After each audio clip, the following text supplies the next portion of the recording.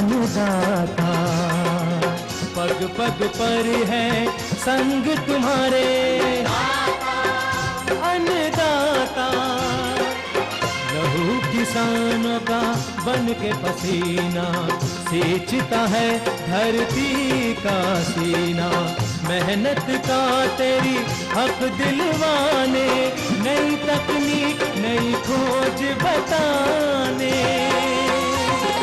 पशुधन को गुणवान बनाना, पौध सुरक्षा को सिखलाना, खेती के सब गुर समझाने, भारत का सरताज बनाने। आठों पहर है संग तुम्हारे अन्नदाता, अन्नदाता। नमस्कार, मैं हूं नीलू। आप सभी दर्शकों का अन्नदाता कार्यक्रम में स्वागत करती हूं। हर रोज की तरह कार्यक्रम में लेकर आई हूं खेतीबाड़ी से जुड़ी हुई बहुत सी लाभकारी जानकारियां। तो चलिए सबसे पहले देखते हैं क्या है विशेष आज के कार्यक्रम में। आम के बाग में फल तुड़ाई के बाद किए जाने वाले जरूरी कार्य, गाय भैंस के शुद्ध दूध उत्पादन के लिए ध्यान रखने योग्य जरूरी बातें, पंतनगर द्वारा प्रेषित कृषि आधारित मौसम पूर्वानुमान और कृषि सलाह।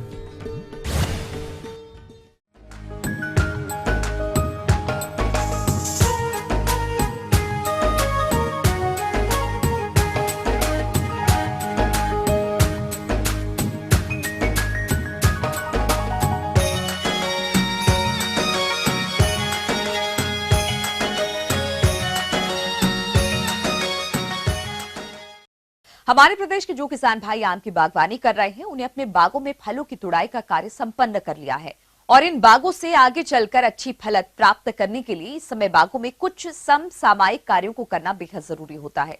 तो बागवान भाई, आप इस समय अपने आम के बागों में कौन कौन से जरूरी कार्य को करें, इस बारे में विस्तार से जानकारी दे रहे हैं केंद्रीय उपोष्ण बागवानी संस्थान रहमान खेड़ा लखनऊ के प्रधान वैज्ञानिक डॉक्टर वीके सिंह। जैसा आप जानते होंगे कि जुलाई में सभी आम की फसलों में सभी आम तोड़ लिए गए होंगे, लेकिन तोड़ने के बाद अक्सर देखा गया है किसान भाई अपने बागों में जाते नहीं हैं, जो कि बहुत ही आवश्यक होता है।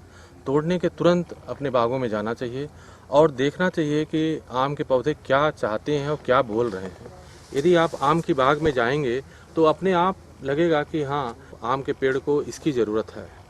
बागवान भाइयों, आपको अपने आम की बागों से आगे चलकर अच्छी फलत लेने के लिए फलों की तुड़ाई के बाद बाग में कुछ कार्यों को करना जरूरी है। तो आप आम के बाग में इस समय कौन कौन से जरूरी कार्यों को कैसे करें, आइए जानते हैं। सबसे पहले आपको देखना है कि तोड़ने के बाद कितनी सूखी लकड़ियां हैं आम में, क्योंकि ये पाया गया है कि एक सूखी लकड़ी में 4 फल प्रभावित होते हैं।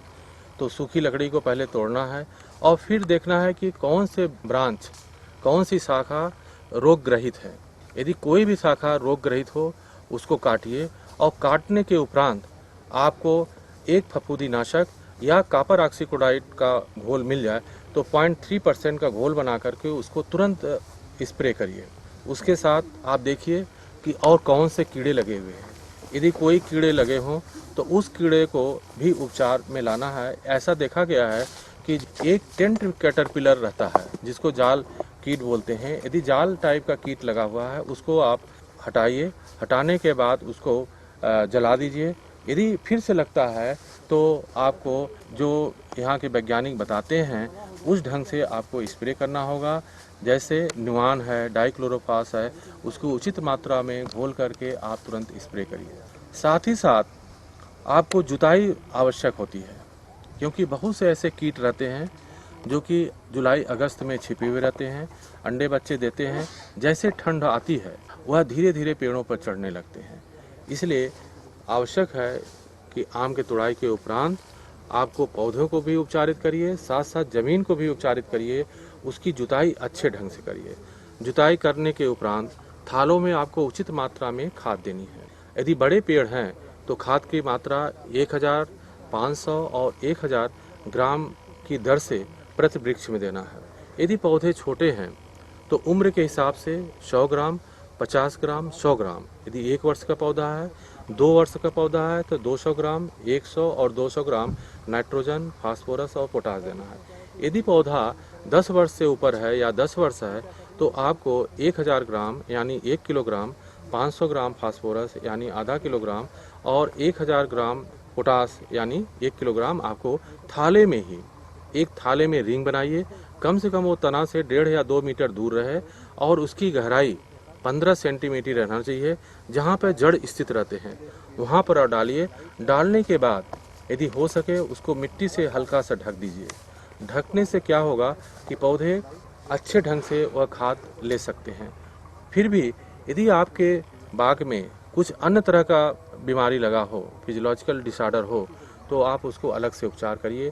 जैसा देखा गया है यहाँ पर बोरान की कमी है, पोटास की कमी है जो लखनऊ के इलाके में, तो उसको उचित मात्रा में जैसा वैज्ञानिक यहाँ बताते हैं वह भी आप डालना है। यदि बोरान की कमी है, जैसे मान लीजिए आपके पिछले वर्ष फल बहुत से फट गए हों, फल छोटे हों, तो आपको 100 या 150 ग्राम बोरान डालना है। यदि आपको गोद बहुत निकलता है तो कॉपर सल्फेट आपको 50 ग्राम डालना है। यदि पत्तियां और आम के पौध या बौर बहुत छोटे रहें तो जिंक सल्फेट भी आप डाल सकते हैं 100 ग्राम प्रति वृक्ष के दर से।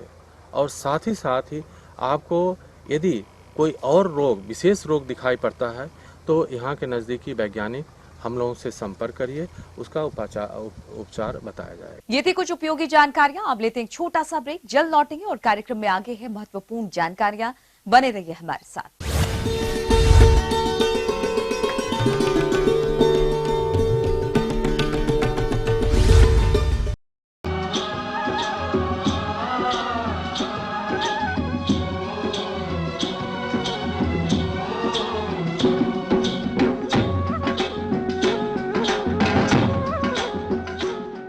ब्रेक के बाद एक बार फिर से आप सभी दर्शकों का अन्नदाता कार्यक्रम में स्वागत है। बढ़ते हैं अगली प्रस्तुति की ओर।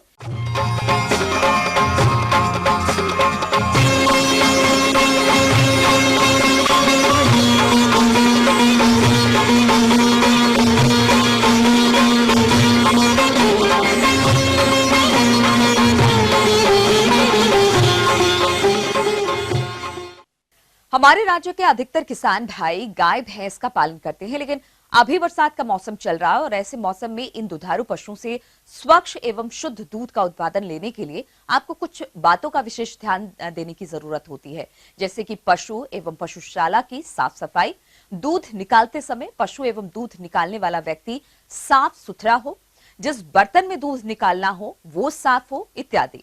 तो स्वच्छ दूध प्राप्त करने के लिए कौन कौन सी बातों को अमल में लाना आवश्यक है, इस बारे में सुझाव दे रहे हैं पशु वैज्ञानिक डॉक्टर रमेश कुमार मिश्रा। हम ज़्यादातर समय ये देखने को मिलता है कि जब दूध उत्पादन होता है, जो हमारा दूध दुहने वाला ग्वाला होता है या जब हम दूध धोते हैं उस समय उतना ध्यान नहीं देते जितना ध्यान देना चाहिए। दूध एक बहुत अच्छा माध्यम है कीटाणुओं के ग्रोथ के लिए, कीटाणुओं के विकास के लिए, उनकी जनसंख्या वृद्धि के लिए, जो हमारे लिए नुकसानदायक और हमारे लिए रोग का, बीमारी का कारण होता है। हमारे कुछ पशुपालक भाई गाय तथा भैंसों का दूध निकालते समय लापरवाही करते हैं, जिसके कारण दूध की गुणवत्ता तो खराब होती ही है, साथ ही साथ ऐसे दूध का सेवन करने वाले लोगों के स्वास्थ्य पर भी बुरा प्रभाव पड़ता है। इसलिए आप दूध दोहन के समय कौन कौन सी सावधानी रखें, आइए जानते हैं। तो स्वच्छ दूध उत्पादन के लिए हमें ये ध्यान देना अत्यंत आवश्यक है कि पशुओं का जो आवास है वो स्वच्छ हो, वो क्लीन हो, वातावरण स्वच्छ हो, जिससे कि जो हमारे कीटाणु होते हैं वो हवा में होते हैं, हमारे आसपास होते हैं। जितनी ज़्यादा गंदगी पशु के आसपास होगी वो कीटाणु उतना ज़्यादा उसके दूध में समाहित होंगे। अतः जहाँ जानवर रहता है, जहाँ पशु रहता है, उस आवास को साफ सुथरा रखना अत्यंत आवश्यक है। उसके गोबर को, उसके मूत्र को समुचित ढंग से उसका निकासी हो, समय समय पर उसका निष्कासन हो और जो फर्श है, जो दीवार है, सब साफ सुथरी हो। पशु हमारा नियमित रूप से धुला हो। हाँ, पशु का आवास साफ सुथरा रहने से जो वहाँ मक्खी हैं जो कि हमारे कीटाणुओं को एक स्थान से दूसरे स्थान तक कैरी करती हैं, उनके ऊपर नियंत्रण, उनके आने जाने के ऊपर नियंत्रण प्राप्त होगा। दूध दुहने के पूर्व पशु का जो थन है, जो स्रोत है, आयन है, उसको हम अच्छे डिसइंफेक्टेंट से, अच्छे साफ पानी से धोएं और धोने के उपरांत उसको कपड़े से पोंछें, जिससे समस्त कीटाणु हटाए जा सकें। दूध दोहन करने वाले ग्वाले के नाखून कटे हुए होने चाहिए तथा उसे अपने सिर पर कपड़ा बांध लेना चाहिए। दूध निकालते समय धूम्रपान नहीं करना चाहिए। ग्वाले को पूर्ण हस्त विधि से ही दूध निकालना चाहिए। ग्वाले का हाथ साफ सुथरा हो। ग्वाले में जो खांसने की प्रवृत्ति हो वो ना हो। ग्वाले में बार बार थूकने की प्रवृत्ति ना हो।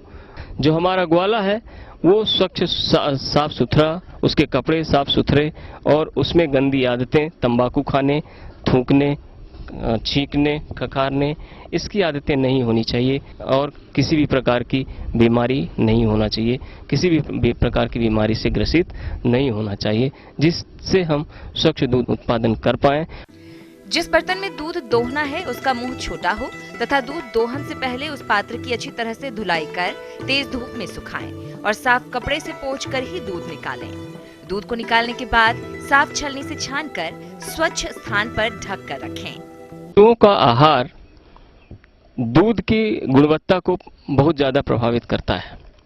पशु को हम क्या खिला रहे हैं, किस गुणवत्ता का खिला रहे हैं, इस चीज का दूध पर अत्यंत प्रभाव देखा गया है। कई बार जैसे जो हरा चारा है, जैसे गंध वाले चारे खाने से भी पशुओं के दूध में भी कई बार गंध आती है। पशु आवास के आसपास गंदगी है तो वो भी दूध में कई बार वो गंध भी दूध में देखी जाती है। और किसी भी प्रकार का दूध निकालने के लिए पशुओं में किसी भी प्रकार का ऐसे इंजेक्शन का उपयोग नहीं किया जाना चाहिए कि जो हमारे मनुष्य के लिए नुकसानदायक हो। जैसे ऑक्सीटोसिन जैसा हार्मोन कई लोग दूध निकालने के लिए पशुओं में लगाते हैं। इस हार्मोन का उपयोग पशु में दूध निकालने हेतु न करें। पशुपालकों से ये भी निवेदन है कि स्वच्छ दूध उत्पादन के लिए ये भी ध्यान दिया जाना अत्यंत आवश्यक है कि जब हमारा पशु बीमार हो, पशु बहुत ज़्यादा कमज़ोर हो, दस्त आ रहा हो, उस स्थिति में पशु के दूध को मार्केट में बेचने से बचें। ऐसे समय में जब पशु बीमारियों से ग्रसित हो, थनैला है और कोई बीमारी जो बैक्टीरियल डिजीजेस बहुत सारी पशुओं में होती हैं, गलघोटू है, HSV है, बीमार पशु का दूध बाजार में बेचने से रोकें और स्वस्थ पशु का ही दूध जो है वो बाजार में बेचने का कष्ट करें। आगे और भी है कुछ रोचक जानकारियां, पर यहाँ पर रुकेंगे एक और ब्रेक के लिए। जल्द हाजिर होते हैं।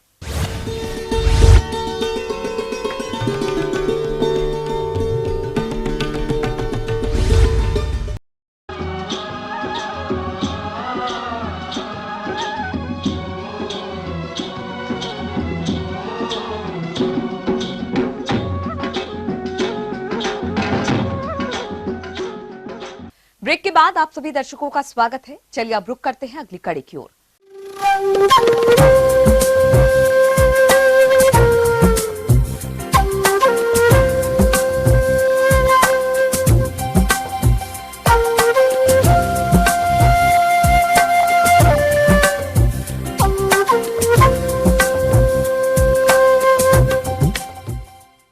मौसम के अनुसार प्रबंधनों पर ही टिकी है आपकी खेती बाड़ी, इसलिए मौसम पूर्वानुमान और उस पर आधारित साप्ताहिक की कृषि सलाह इस प्रकार है।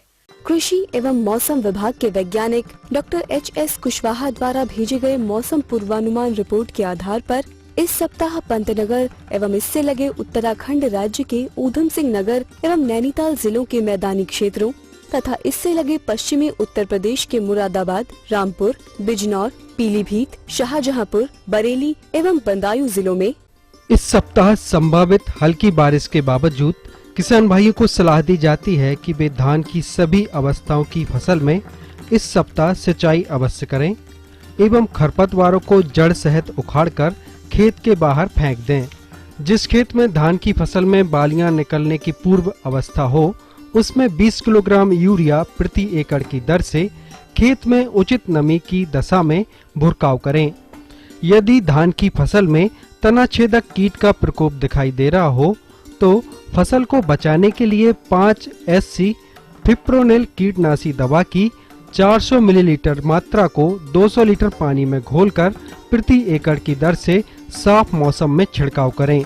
इस सप्ताह संभावित कम बारिश होने, हल्के से मध्यम बादलों के छाए रहने तथा तापमान में वृद्धि होने के कारण सोयाबीन की खड़ी फसल में सफेद मक्खी द्वारा पीला मोजेक रोग फैलने की संभावना है।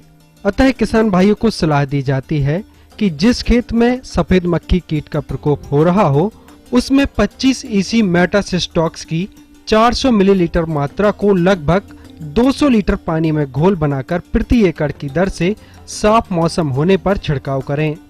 सोयाबीन की फसल में अन्य कीट जैसे रस चूसने वाले कीटों का प्रकोप होने की दशा में फसल सुरक्षा हेतु यदि अभी तक कीटनाशी का छिड़काव नहीं किया हो, तब साफ मौसम होने पर 40 EC ट्राइजोफास कीटनाशी की 250 मिलीलीटर दवा 200 लीटर पानी में घोलकर प्रति एकड़ की दर से 10 दिन के अंतराल पर 2 बार छिड़काव करें।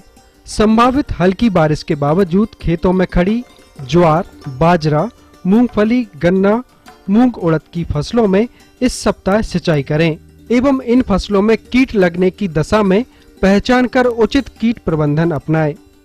इस समय तोरिया की बुआई करने वाले इच्छुक किसान ज्वार, लोबिया, मक्का आदि फसलों की कटाई के बाद खाली हुए खेतों में जुताई कर अच्छी तरह से खेत को तैयार कर लें। इसके बाद तोरिया की बुआई करें। बुआई से पूर्व किसान भाई मृदा नमूना लेकर मिट्टी की जांच करवा लें और इसके बाद मिट्टी की जांच के अनुसार उर्वरकों का प्रयोग करें। तोरिया की उन्नत किस्में इस प्रकार से हैं: पंत तोरिया 30, पंत तोरिया 303, पंत तोरिया 507 आदि।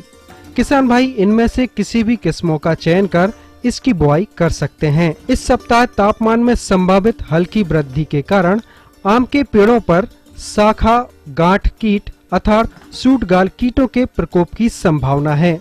इसके नियंत्रण हेतु किसान भाई क्यूनालफास 25 EC 75% तरल पदार्थ या मोनोक्रोटोफास 36% की 2 मिलीलीटर मात्रा प्रति लीटर पानी में घोल बनाकर छिड़काव करें।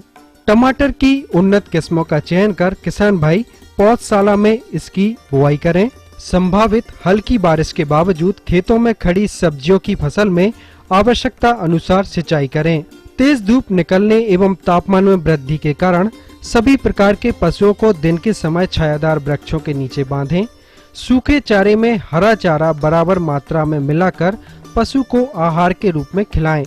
पशुओं के बैठने के स्थान पर नियमित सफाई करें। उच्च कोटि का मांस प्राप्त करने के लिए मुर्गियों को तेजी से बढ़ने वाली नस्लों की अच्छी गुणवत्ता वाला आहार ही खिलाएं।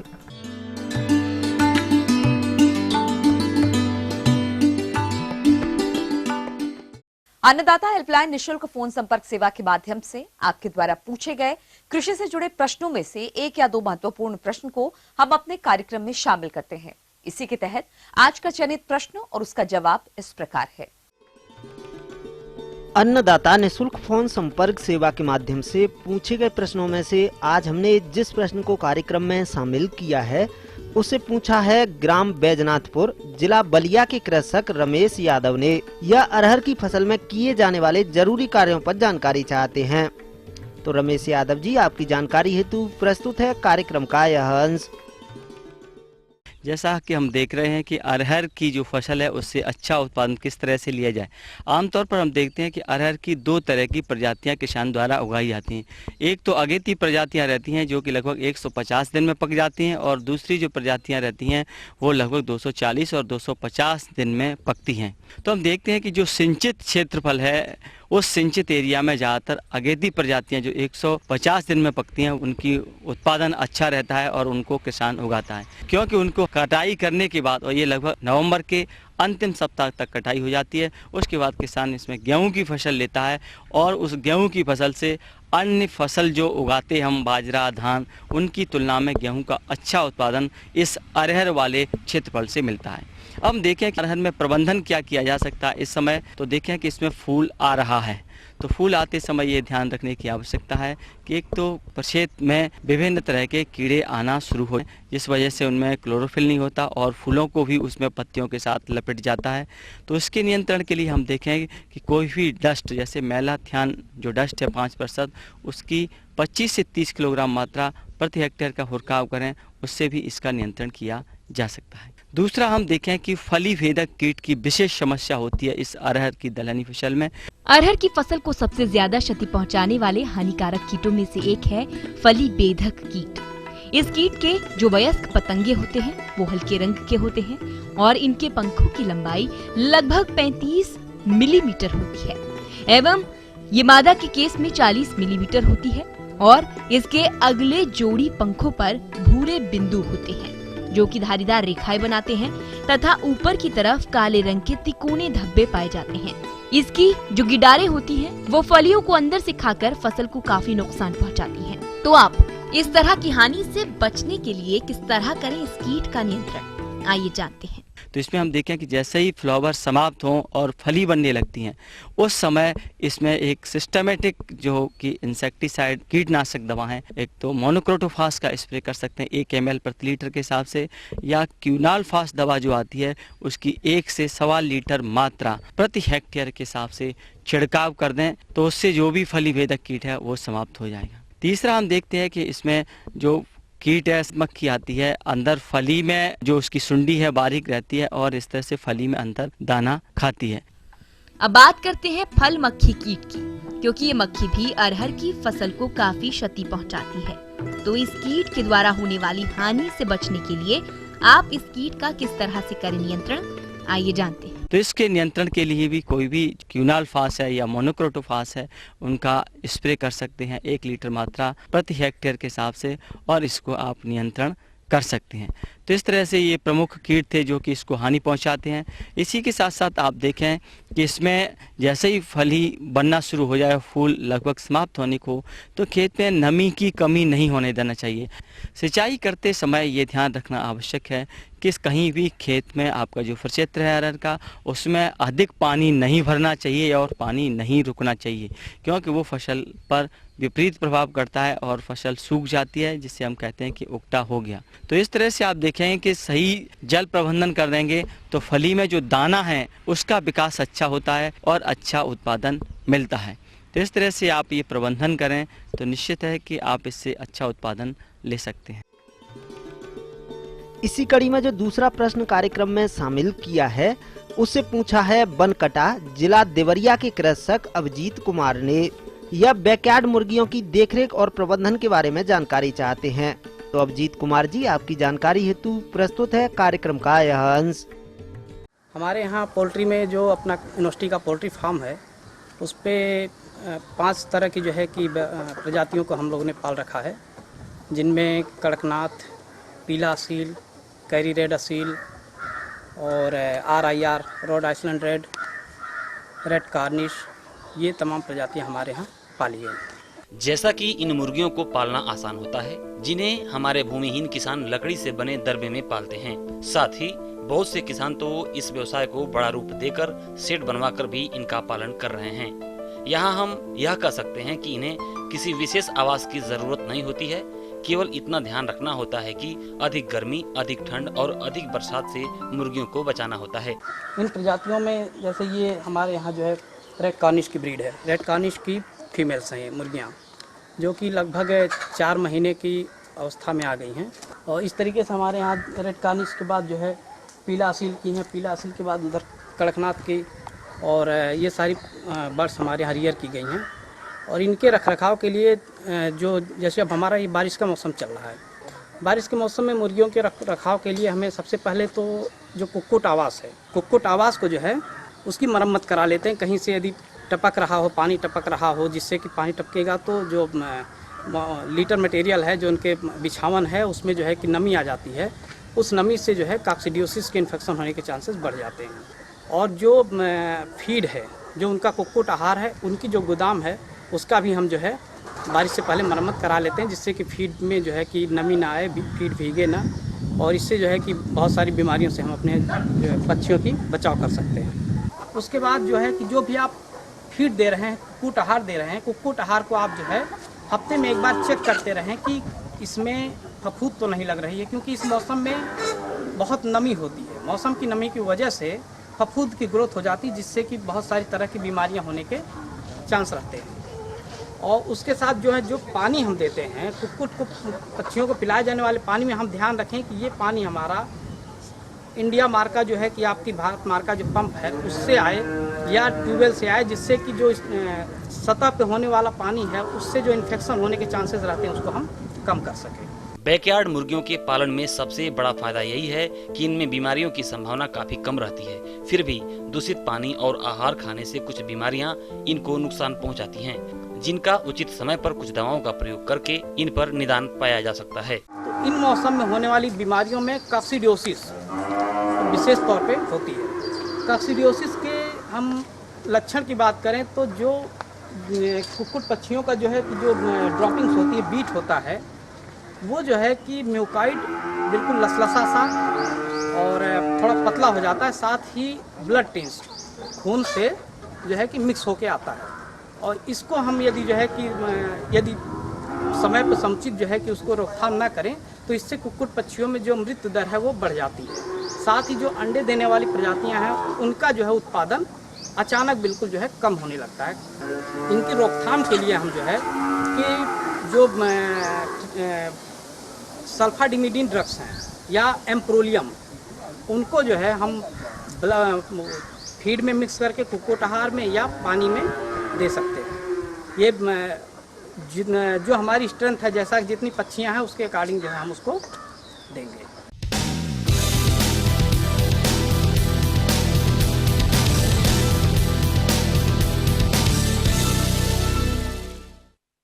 राज्य की विभिन्न मंडियों में कृषि उत्पादों के चढ़ते उतरते बाजार भाव की संक्षिप्त जानकारी इस प्रकार है।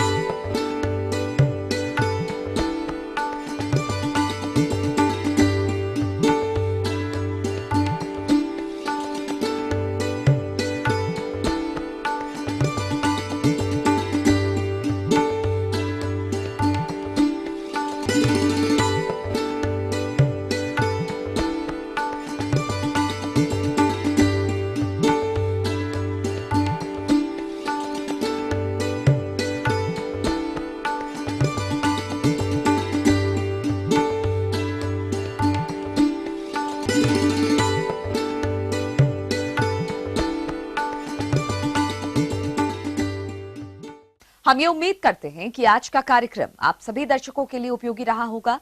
किसान भाइयों, अन्नदाता आपकी सेवा के लिए संकल्परत है। कृषि संबंधित समस्या एवं सुझाव के लिए आप हमें इस पते पर संपर्क कर सकते हैं। प्रोड्यूसर अन्नदाता, ETV Uttar Pradesh Uttarakhand, Ramoji film city Hyderabad 501512। साथ ही आप हमें ईमेल भी कर सकते हैं। हमारा ईमेल है annadata.up@etv.co.in। इसके अतिरिक्त आप हमें निःशुल्क हेल्पलाइन नंबर 1800419215 पर सोमवार से शनिवार सुबह 10 से शाम 4 बजे के बीच संपर्क भी कर सकते हैं। अब आइए देखते हैं कल दिखाए जाने वाले कार्यक्रम की मुख्य झलकियां। आम का नया बाग स्थापित करते समय कुछ ध्यान देने योग्य जरूरी बातें। धान की फसल में लीफ कलर चार्ट के अनुसार यूरिया का इस्तेमाल। फिलहाल अन्नदाता की पूरी टीम को इजाजत दीजिए। कल फिर इसी समय आपसे मुलाकात होगी कृषि संबंधित कुछ और महत्वपूर्ण जानकारियों के साथ। तब तक के लिए नमस्कार।